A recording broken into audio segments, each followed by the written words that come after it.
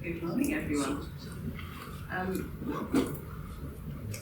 Thank you so much for coming. I'm always a bit, I did this last year, I was a little bit who's actually going to turn up to this? Because I recognise that the whole kind of HR aspect of things isn't often the sexiest part of the day, but actually it is still very, very important. So we'll see how we go. I've got about 45 minutes. And I'm going to be focused on talking about employer brand, and I'll make sure that I kind of finish a bit early, so if you've got any questions relating to what I've kind of spoken about today, then please do just feel free to ask them. Equally, you've got a HR person in the room, so if it's not related to this and you just want to ask some questions, then that's absolutely fine as well. I'm going to be about for the rest of the day, so feel free to come and talk to me. So I'm Charlotte Bate and I'm a director of MAD HR. MAD HR stands for Make a Difference HR. That really is what it stands for. By the end of this session you can make your own decision as to where the name came from. We're an outsourced HR consultancy, and essentially we work with businesses across the east of England of all different shapes, sizes, across all different industries. And we support them with whatever their people needs are. We work with startups to help to shape the structure, to get that really clear employer brand, that very clear vision, to help make sure that the right people are brought on board in order to maximise that growth path. We work with those larger organisations that are looking to grow, looking to acquire. Also, we work with a lot of business owners that are maybe thinking about those next steps, looking at what that looks like for them, for their business, and maybe they're looking to plan their exit strategy as well. So we help them to maximise the value of their organisations when they're looking to sell. We work with a lot of owner-managed businesses as well, and certainly from a startup, and we're a startup, we're a small organisation at the moment, there's 12. Next week there's going to be 13, so we're not huge. But what I'm also going to do today is I'll just take you through a bit of our journey in relation to our employer brands, because we recruit HR consultants. So when it comes to the people agenda with our team, the bar's set really high because we have to practice what we preach, and that is absolutely what the expectation is. So I just thought I'd kind of bring in a bit about what we do. So what I'm going to cover today is what actually is employer brand, why is it important, and then just some kind of top tips in order for you to maximise and to protect it. So employer brand is really kind of what it says on there, and I think that lots of organisations, we work with a lot of branding organisations ourselves, and I've worked internally in a branding organisation. I've also worked as a consultant with them as well as through MAD HR, and it's really interesting to understand the journey that organisations go on when it comes to creating that really strong brand so that we can gain those customers, so that we can build our profiles, so that we can build our business and absolutely generate that increased revenue. The whole, when you, I can see some very clear brands within this room about who people choose to purchase with, who they affiliate themselves with, absolutely, not looking in any particular direction. But what is it about those brands that draw you in? It's about what they stand for, it's about how they make you feel, it's about, you want to be affiliated with that brand. It could be a status thing, it could be about the values, it could be what they stand for. And as organisations, we spend a huge amount of money with our marketing and our PR support to make sure that our brand is absolutely built, protected, so that we can attract and retain and grow that customer and client base. When it comes to the employer brand side of things, sadly, not as much attention and resource is paid to that aspect. And the employer brand is really part of that promotion of a company as an employment destination. It's also used to target a number of different groups. So it's not just about the employees and targeting those people, it's also about those key stakeholders in the marketplace. So absolutely, it's to help to attract new people in, new talented people into your organisation. But actually, from a consumer point of view, that employer brand is really important as well. People are much more aware about, organisations' supply chains, how they treat their people, what they really stand for, that whole values piece as well. So that can be part of that buying decision from that end user, as well as looking at those other key stakeholders. So if you're looking to grow your business through partnerships, through sponsorship, through acquisition, absolutely. Focusing on the employer brand is really, really important, because it helps to really be that peephole into the soul of the organisation.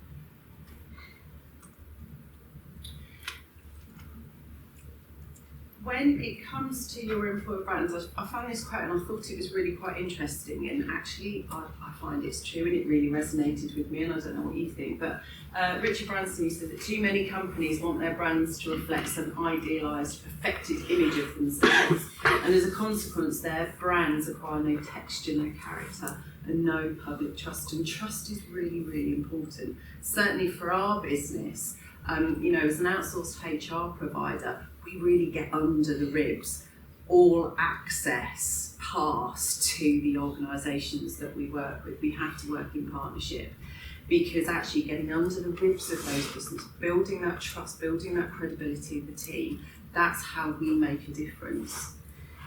What we do is we really need to understand as an organisation, where are you wanting to get to? What are your aspirations? Where are you wanting to get to? What is that ultimate end game?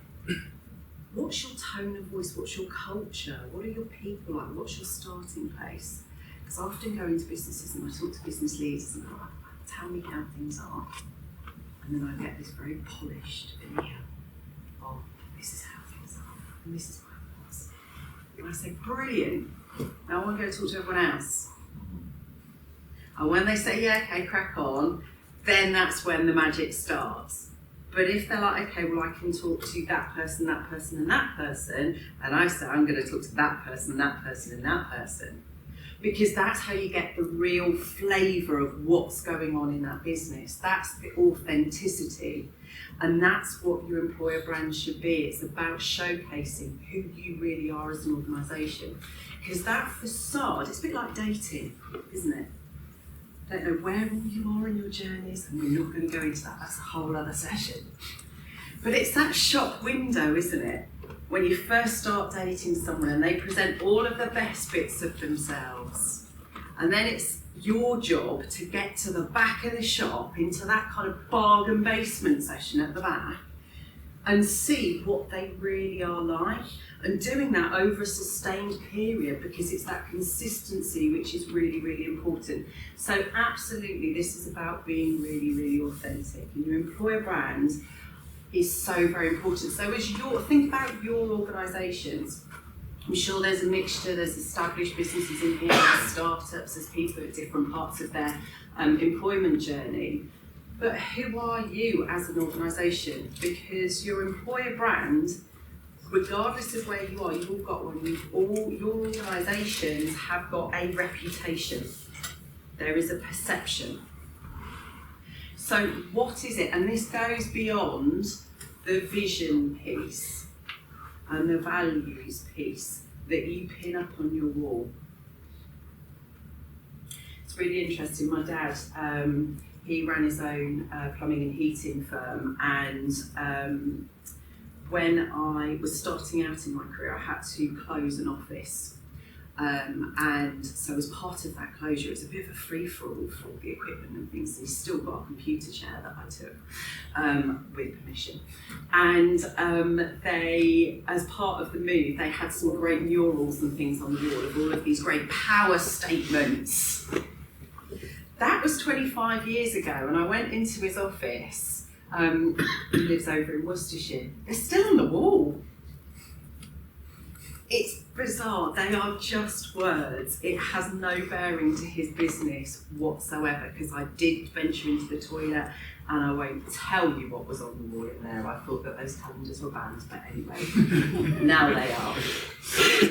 So who are you as an organisation and what do you stand for? And this goes much deeper than what is printed on your website, what you go and profess in your induction. This is how you live and breathe it. This is being absolutely authentic in terms of what are you, how do you do business, how do you treat people, what are your likes, who don't you like to work with? Let's really get under the ribs of that, because that is who your true employer brand is. And the purpose of your employer brand is to attract those like-minded people that absolutely stand for that or can complement and contribute to it. Because this isn't about getting carbon copies of what you've already got, because as we know, diversity, those differences, that challenge, that conflict is really powerful, but it needs to be honed in a really considered and complementary way.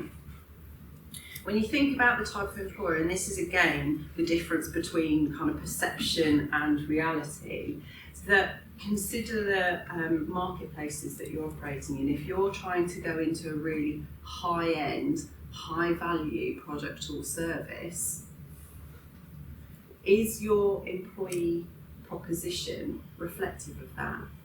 Or are you actually just doing those statutory minimums of the 20 days plus the 8 days bank holidays? Are you just doing the minimum wage? Are you paying what you can get away with rather than the value of the role and where you're operating the marketplace? It's these differences, these incongruences that really do make an impact. So does your employer brand absolutely matter? I'm going to spend the next half an hour just under telling you absolutely the answer to this is yes, and hopefully you will agree with me by the end of it. But here's just some stats for you for those blue people in the room that like the data. So more than 75% of job seekers, they consider an employer's brand before applying for a position. That's not going to come as any surprise to you. Even when you're purchasing a product, you go and do your research, don't you?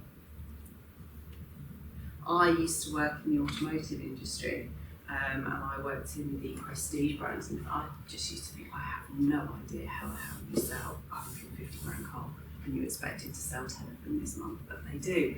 And actually it's about order taking, because the sales process is so very different now, because people do their research. They've already made their decision as they enter the showroom.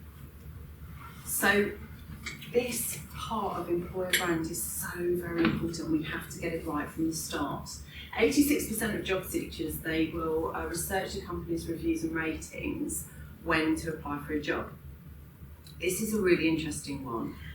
Because when I start and my team start working with our clients, we head straight to Glassdoor. Have you all heard of Glassdoor? Brilliant.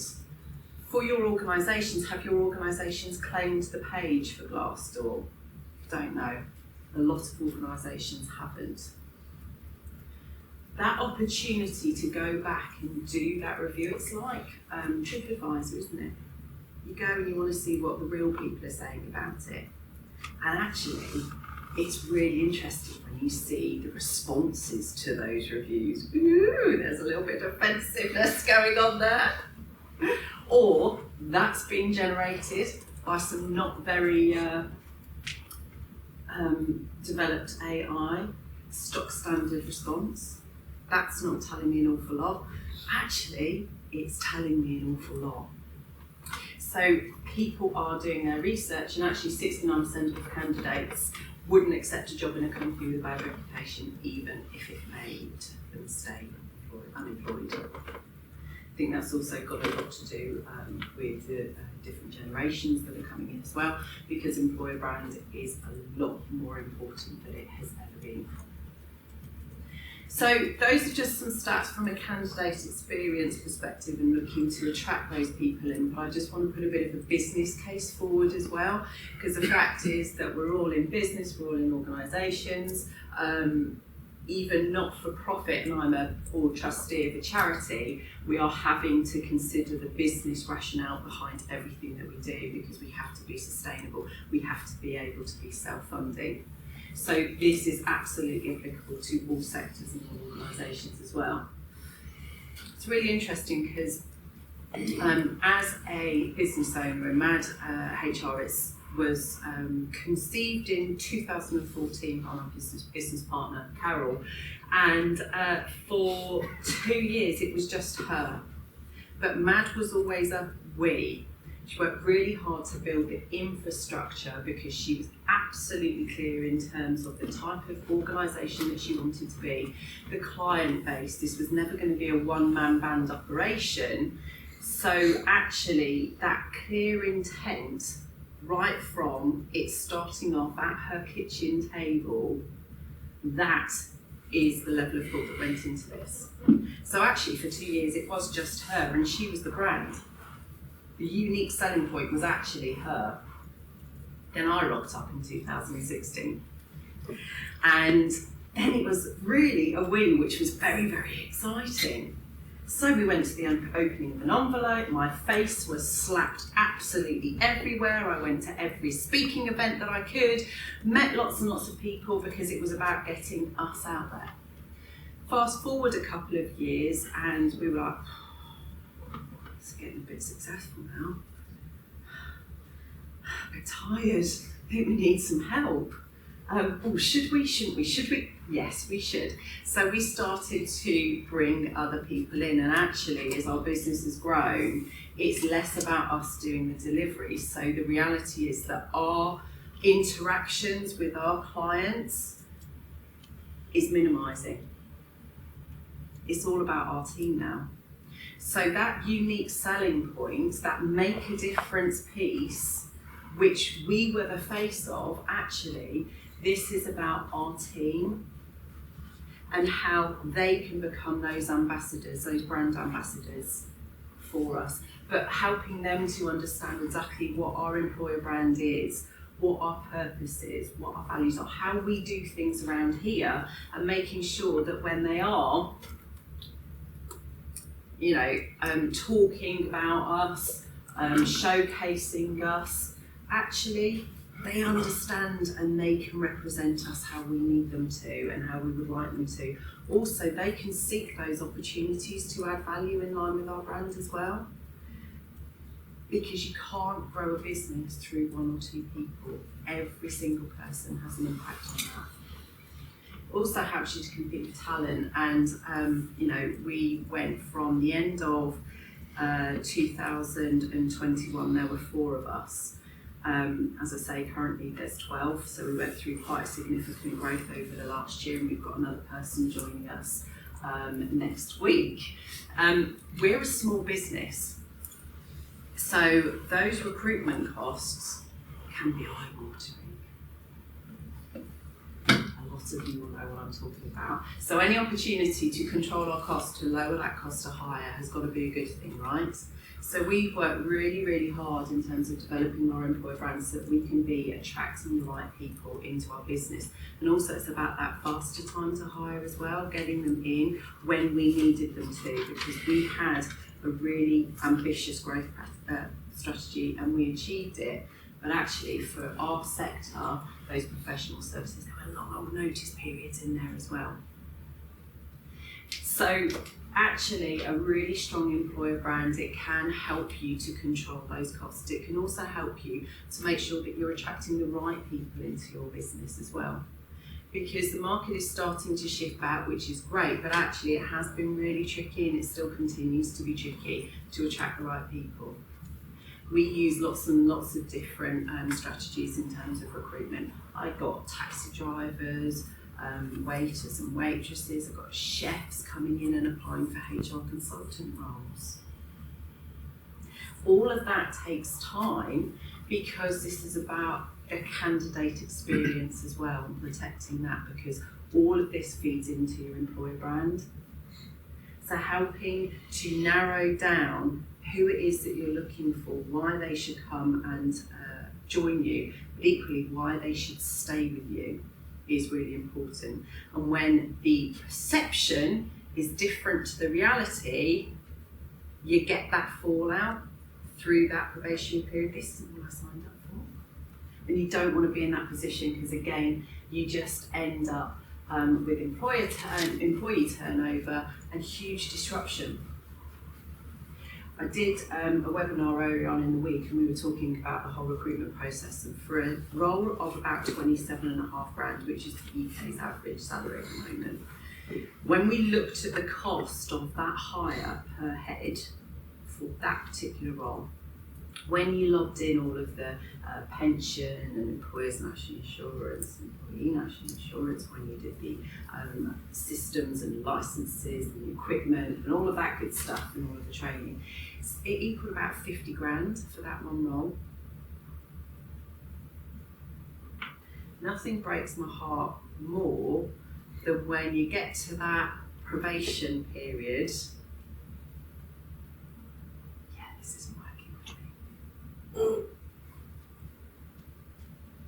Right, okay.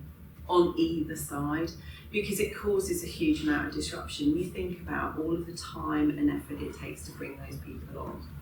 And actually, when you bring them on, you're bringing them on for a certain level of skill, certain level of experience. But the reality is that you've still got to train them on how you do things, because this is about protecting your employer brand. This isn't how they've done things previously, because it might be a bit different. Actually, the impact on productivity as well, because who's going to be training these individuals?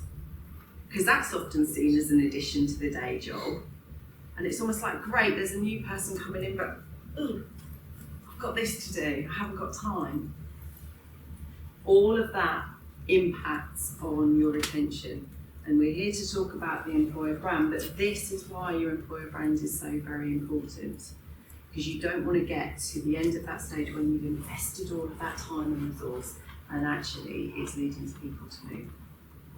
So let's talk about some top tips. The first one is absolutely about the employee experience, and employer branding absolutely starts from within. It starts with those people that are within your organisation right now, and it's the journey. I love this quote because this talks about the employee experience being the journey the employee takes with your organisation, and it includes all of the interactions your employee has with your organisation before, during, and after their tenure. So with organisations, a lot of them that I see, absolutely, you know, I've spoken quite a lot about recruitment, and we'll talk about the candidate experience in a second, but you know, we do a pretty good job when it comes to recruiting and onboarding people. Actually, we treat them really, really well whilst they're there, and there's some ups and downs, but no, they've had a good ride. But what happens when they leave, and that's when we're kind of talking about that whole offboarding piece. It's really interesting. We work with a lot of owner-managed business, those larger organisations with a family feel. That's an interesting one, isn't it? As a business owner myself, it's quite an interesting journey that I've been on personally.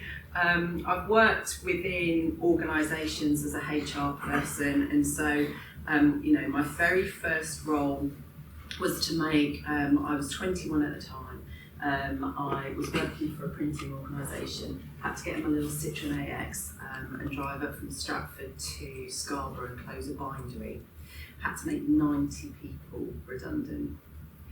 It wasn't very pleasant, but that absolutely helped me to understand that the process and the procedure is one thing.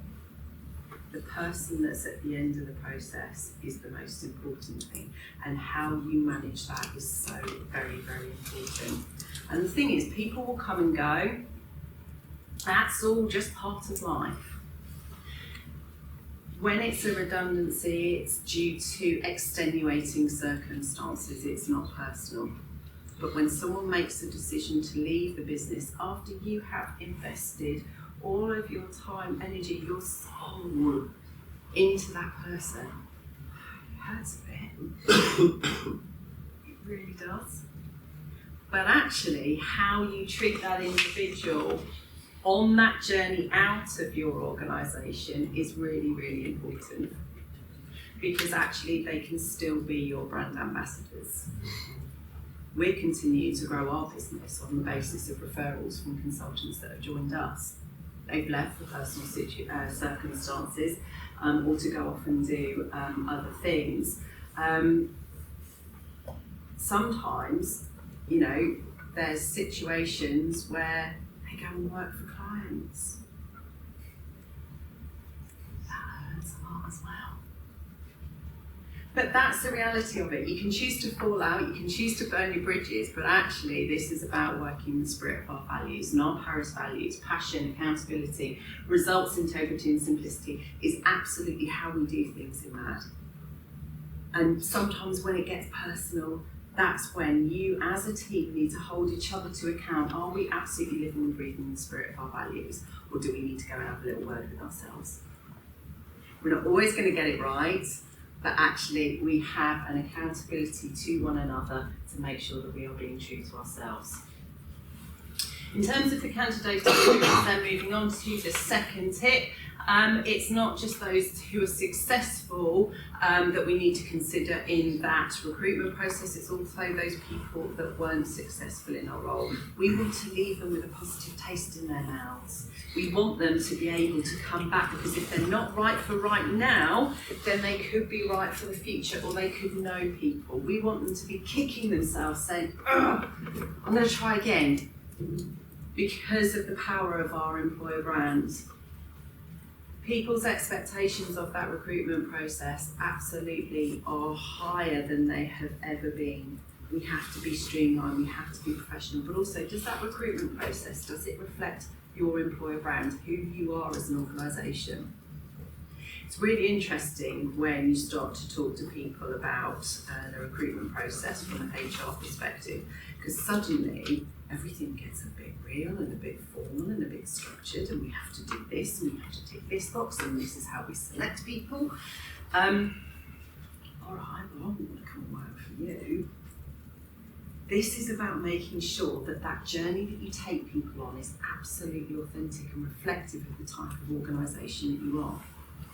Now, I'm HR, so I've got to kind of cover the legal side of things. So there are compliance things that you have to do in terms of not discriminating against people, in protecting yourselves and making sure that there's a consistency in your selection process. But don't forget that it's not just about you absolutely choosing that individual, it's about how you're showcasing your organisation as well. 64% of candidates who experience that negative hiring process, they're going to share it. I think it's higher than that. It's really interesting. If you've been in a restaurant or a shop or something and you can overhear these conversations, I've heard it on the train on the way up. Such an insight. Just listen to what goes on, because then you can really understand how that individual's feeling. What's the cause of that? What sort of organisation is this working for? Ooh, there's a lot of pressure and stress going on. How are they responding to that? It gives you a really good insight. We've got to do is ask questions. It's lovely. I love asking questions because I talk to complete strangers and they just tell you everything.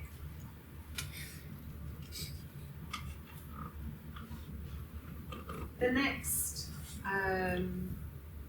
tip is really about that whole kind of voice, and as I said at the start, I'm not sure where any of you are in terms of developing your employer brand, whether you've given it much thought, but actually it's about that honesty, it's about the fact that whether you put focus on it or not, you do have a brand, and it's really worthwhile just doing a bit of a sense check of, well, what is that employer brand? How are we perceived?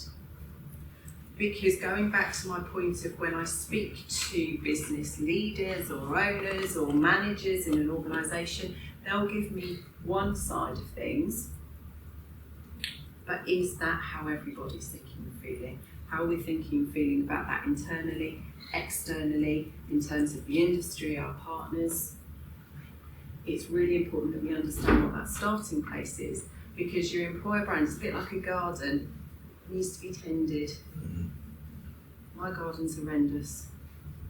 It's got weeds growing everywhere. It's too cold to go outside.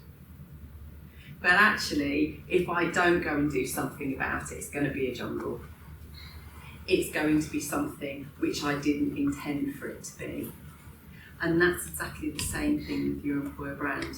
Because what drives your employer brand, it's your culture. It's exactly the same thing for your culture. You get these subcultures occurring in your organisation, particularly when people are working in different locations, they're working in different countries, working from home, having exposure to different people. You can't see what's going on. So this is where your employer brand, it can start to fragment.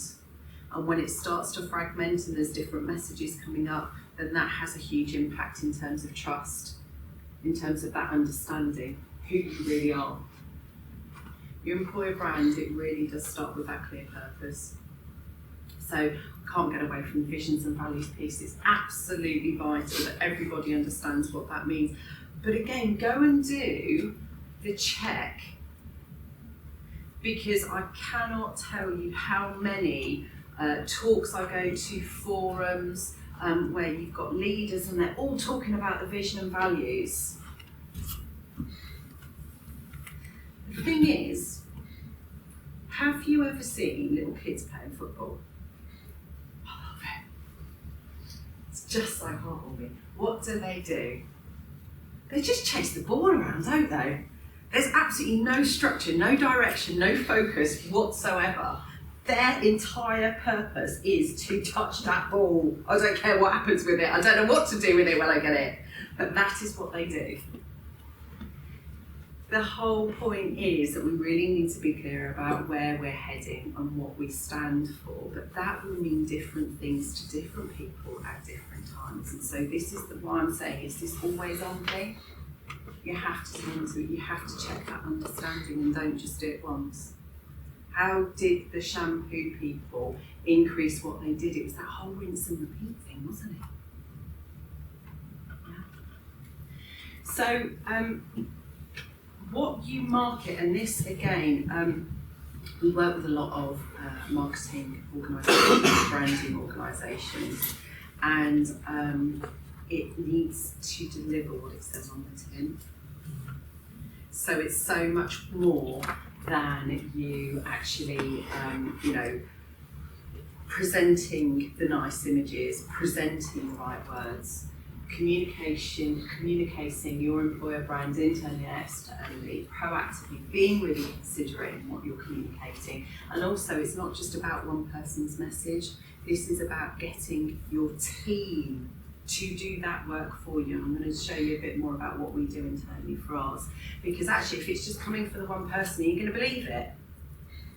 If it's coming from the person whose business it is, whose pockets are being lined by the profits of the organisation, are you necessarily going to trust it? You need to make sure that your actions are aligned, because every interaction can shape the culture of your organisation. It can shape your employer brand. So 7% of communication is verbal. The rest of it are those non-verbal cues. It's about the body language, it's about the tone, it's about your actions and how you behave. We put so much emphasis on those formal communication methods, and actually we put about over 90% of effort into what is written. So those beautiful pictures on the walls, our websites and that sort of thing. Less than 10% of people pay attention to those because it's just white noise. You've all done it, you've all read those emails, read them. Just hit delete, move them into your junk. Actually, less than 10% of effort is focused on the behaviours and the actions. What do people pay most attention to? It's those actions, it's the reality, and it's that consistency. When things are going really well, how do you respond?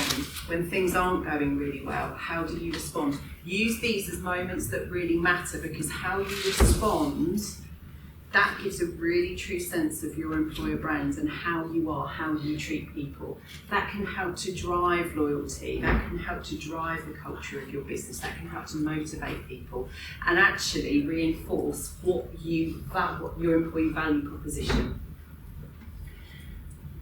Last tip, just to end on, what you ignore, you accept. This is kind of a mantra for me. What do I mean by that? If you can see a behaviour, action, something happening that does not align with your brand, your employer brand, you have to challenge it. No matter what level of the organisation it is, it's even more crucial for those people that are higher up as well. Leaders, they need to be role models, because this is about actually behaving and acting in a way that responds to and reflects the employer brand. And as I said before, it needs to be nurtured and it needs to be tended to. What you ignore, you accept. This is absolutely about driving that through the performance of your business, because if you're not careful, what you're not wanting as a behaviour, that becomes the norm. So, for Mad HR, our people are our brand, and actually what we do as part of our journey, and I will finish up just a second, is as part of our onboarding, we make sure that people really do understand what we're about. We go back and we check, is what we said through that recruitment process, is it the reality of what you're experiencing? Our team, some of them are better with technology and socials than others. So what we do is we give them the skills to be able to shout about and promote what it is that we're doing. We don't give them a template of this is what we do. We don't give them the words of what they need to do. But actually, LinkedIn is where we get a lot of our clients from. It's where we get a lot of our candidates from. So by showcasing, well, what's their induction been like? What's their experience throughout their probationary period? 12 months on, how are we recognising that and how are they still feeling about it? So people are tracking their journeys as well. It's about not just having that tone of voice coming from one individual. It's about making sure that that is absolutely reflected across all areas of your business. Not just showcasing the highlights, but actually those challenges as well, because not everything is perfect. Even shiny things become dull. Everybody goes through challenges and experiences, and it's part of that authenticity, which is really, really important. So what I've covered today is, what's the employer brand? Why is it important? Hopefully, my aim at the start of it was to, do you think it's important? If not, then you have to sit here for the next 45 minutes and we'll go over it again. No, I'm joking. And I've given you some top tips to protect it. If you want to have a look at the Mad HR website, go to the Join Us page, because we have done a huge amount of work in terms of showcasing our employer brand. For those budding HR people out there, obviously we'd love to hear from you, but actually this is about practicing what we preach. We've got a copy of our culture book on there to give you a real insight into what life of working within Mad HR is. We've got videos from our team talking about their journey, and actually this isn't just a showcase for getting new people to join us. Clients, prospective clients go in there as well, because they're not going to be working with Carol and I, they're going to be working with our team, and our team is very, very different, and that gives them an insight into who could potentially be partnering with them. We've got nothing to hide. We want to put that out there so that actually the people that we're engaging with, they are what makes the difference. Okay? Just a bit of a freebie, if you want to understand a bit more about where you are on your journey, we've got a capability score app, so go to hr.co.uk/capability. It's a free report. You go in and it looks at all different areas of your organisation, from the compliance processes and systems through to individual kind of line manager performance, leadership performance, how you're doing in terms of your employer brand and your employee engagement, and it just gives you some tips as to how you can maybe go on to the next stage of it. It's free, it takes about 10 minutes, you get a report. We're not going to hound you with phone calls and stuff afterwards. It's just a really useful document. The whole principle of Mad HR, make a difference. It's about building that capability, not creating a dependence. Thank you very much.